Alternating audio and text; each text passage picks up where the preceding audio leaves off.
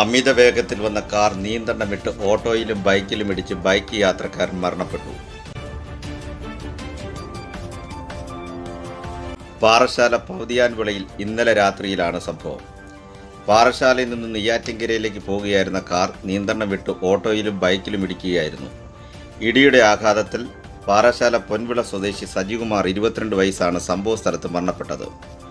Car driver ഒളിവിലാണ്. Parassala police കേസെടുത്തു.